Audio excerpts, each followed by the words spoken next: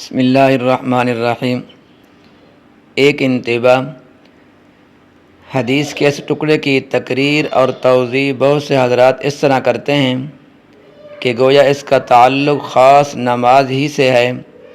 اور گویا اس کا مطلب بس یہی ہے کہ نماز پورے خضوع اور خشوع سے پڑھی جائے، حالانکہ حدیث کے الفاظ میں اس خصوصیت کے لیے کوئی قرینہ موجود نہیں ہے۔ حدیث میں تو تعبدہ کا لفظ ہے جس کے معنی مطلق عبادت اور بندگی کے ہیں، لہذا نماز کے ساتھ حضرت صلی اللہ علیہ وسلم کے اس ارشاد کو مخصوص کرنے کی کوئی وجہ نہیں ہے، بلکہ اسی حدیث کی ایک اور روایت میں بجائے تعبدوں کا تخشا کا لفظ بھی آیا ہے، یعنی ان تخش اللہ کانک تراہ، جس کا ترجمہ یہ ہوگا کہ احسان یہ ہے کہ تم خدا سے اس طرح ڈرو کہ گویا اس کو دیکھ رہے ہو۔ اور اسی واقعے کی ایک اور روایت میں اس موقع پر یہ الفاظ بھی آئے ہیں کہ الاحسان ان تعمل للہ کانک تراہ، جس کا ترجمہ یہ ہوگا کہ احسان اس کا نام ہے کہ تم ہر کام اللہ کے لیے اس طرح کرو کہ گویا تم اس کو دیکھ رہے ہو۔ ان دونوں روایتوں سے یہ بات اور زیادہ واضح ہو جاتی ہے کہ احسان کا تعلق صرف نماز ہی سے نہیں ہے بلکہ انسان کی پوری زندگی سے ہے، اور اس کی حقیقت یہ ہے کہ اللہ کی ہر عبادت اور بندگی اور اس کے ہر حکم کی اطاعت اور فرما برداری اس طرح کی جائے اور اس کے مواخذہ سے اس طرح ڈرا جائے کہ گویا وہ ہمارے سامنے ہے اور ہماری ہر حرکت اور سکون کو دیکھ رہا ہے۔ اور چوتھا سوال یہ کیا گیا تھا الساعہ، یعنی قیامت کے متعلق سائل نے سوال کیا تھا۔ اسلام، ایمان اور احسان کے متعلق سوالوں کے بعد حضرت صلی اللہ علیہ وسلم سے سائل نے عرض کیا تھا فَأَخْبِرْنِي عَنِ السَّاعَةِ، یعنی مجھے قیامت کی بابت بتلائیے کہ کب آئے گی۔ تو آپ صلی اللہ علیہ وسلم نے جواب دیا مَل مسئول عنہا بِأَعْلَمَ مِنَ السَّائِلِ، یعنی جس سے سوال کیا جا رہا ہے اس کو خود اس بارے میں سائل سے زیادہ علم نہیں۔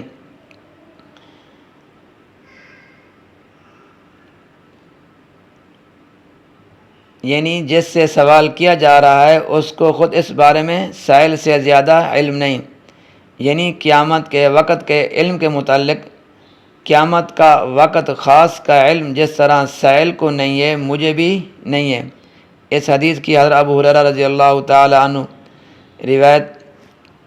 صحیح بخاری میں بھی ہے، اور اس موقع پر یہ الفاظ اور ہیں، یعنی فی خمس لا یعلمها الا اللہ، ان اللہ عنده علم الساعة وینزل الغیث ویعلم ما فی الارحام وما تدری نفس ماذا تکسب غدا وما تدری نفس بأی ارض تموت ان اللہ علیم خبیر۔ یعنی رسول اللہ صلی اللہ علیہ وسلم نے یہ فرمانے کے بعد کہ قیامت کے بارے میں کہ میرا علم سائل سے زیادہ نہیں، تو اس کا کیا مطلب؟ یعنی ان 5 چیزوں میں سے جن کے متعلق قرآن کریم کی اس آیات ان اللہ عنده علم الساعہ اعلان کر دیا گیا کہ ان کا علم صرف اللہ تعالیٰ کو ہی ہے، اس کے سوا ان کو کوئی نہیں جانتا، یعنی ان چیزوں کے علم کے متعلق اللہ تعالیٰ کے علاوہ کسی کو ان چیزوں کا علم نہیں ہے۔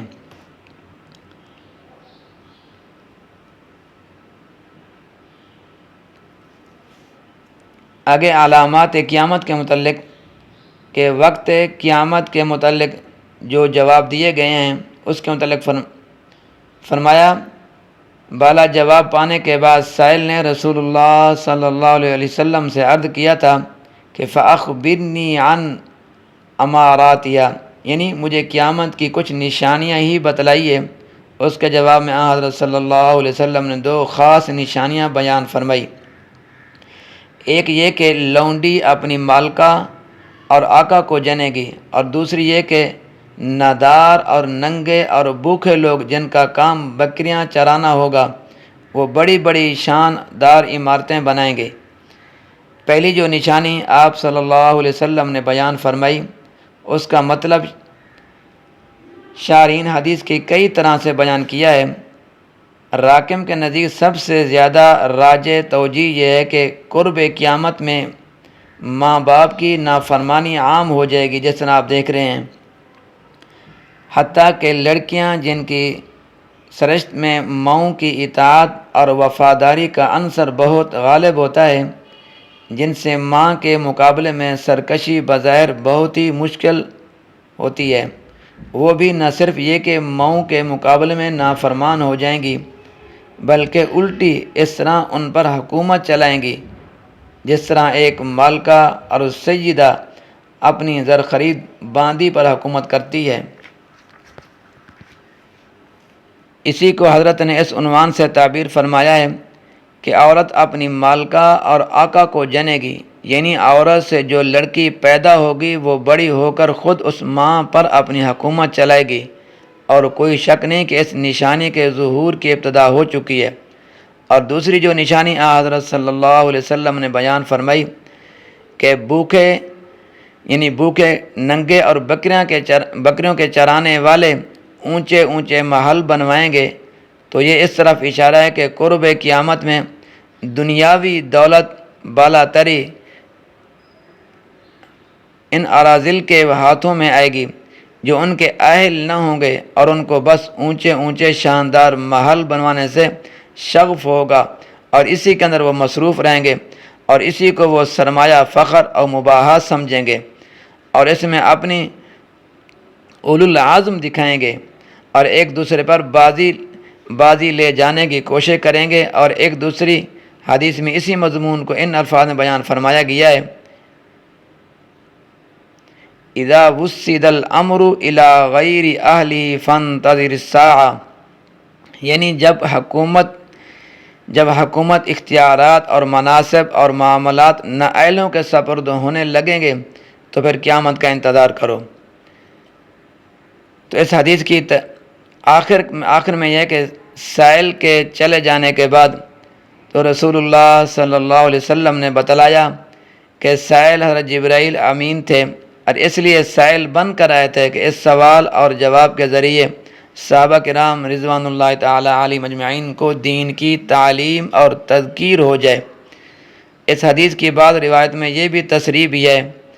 کہ حضرت جبرائیل امین کی یہ آمد اور انہوں نے جو گفتگو فرمائی تھی رسول اللہ صلی اللہ علیہ وسلم کی عمر شریف کے آخری حصے میں ہوئی تھی۔ گویا 23 سال کی مدت میں جس دین کی تعلیم مکمل ہوئی تھی، اللہ تعالیٰ کی رحمت نے چاہ کہ حضرت جبرائیل کے ان سوالات کے جواب میں رسول اللہ صلی اللہ علیہ وسلم کی زبان مبارک سے پورے دین کا خلاصہ اور لب لباب بیان کرا کے صحابہ کرام رضوان اللہ تعالی علیہ مجمعین کے علم کی تکمیل کر دی جائے اور ان کو اس امانت کا امین بنا دیا جائے۔ واقعہ یہ ہے کہ دین کا حاصل بس 3 ہی باتیں ہیں۔ اس دین کا کیا ہے؟ خلاصہ یہ ہے کہ اس کی 3 باتیں ہیں۔ نمبر 1 یہ کہ بندہ اپنے کو بالکل اللہ تعالیٰ کا مطیع اور فرما بردار بنا دے اور اس کی بندگی کو اپنی زندگی بنا لے، اور اسی کا نام اسلام ہے، اور ارکان اسلام اسی حقیقت کے مظاہر ہیں۔ نمبر 2 ان اہم غیبی حقیقتوں کو مانا جائے، ان پر یقین کیا جائے جو اللہ کے پیغمبروں نے بتلائے اور جن کو ماننے کی دعوت دی، اور اسی کا نام کیا ہے؟ ایمان ہے۔ نمبر 3 اور اللہ نصیب فرمائے تو اسلام اور ایمان کی منزلیں طے کر لینے کے بعد تیسری اور آخری تکمیل منزل یہ ہے کہ اللہ تعالیٰ کی ہستی کا ایسا استحضار اور دل کو مراقبہ، حضور اور شہود کی ایسی کیفیت نصیب ہو جائے کہ اس کے احکام کی تعمیل اور اس کی فرما برداری اور بندگی اس طرح ہونے لگے کہ گویا اپنے پورے جمال اور جلال کے ساتھ وہ ہماری آنکھوں کے سامنے ہے اور ہم کو دیکھ رہا ہے، اور اسی کیفیت اور حال کا نام احسان ہے۔ اسی طرح اس سوال اور جواب میں گویا پورے دین کا خلاصہ آ گیا ہے، اور اسی لیے اس حدیث کو علماء کرام نے ام السنہ بھی کہا ہے۔ گویا جس طرح قرآن مجید کے تمام اہم مطلب اور مضامین پر بالاجمال اور حاوی ہونے کی وجہ سے سورہ فاتحہ کا نام کیا رکھا گیا تھا؟ ام الکتاب۔ اسی طرح یہ حدیث اپنی اس جامع حیثیت کی وجہ سے ام السنہ بھی کہی جانے کے مستحق ہے۔ اللہ تبارک و تعالیٰ میرا اور آپ کا حامی و ناصر ہو۔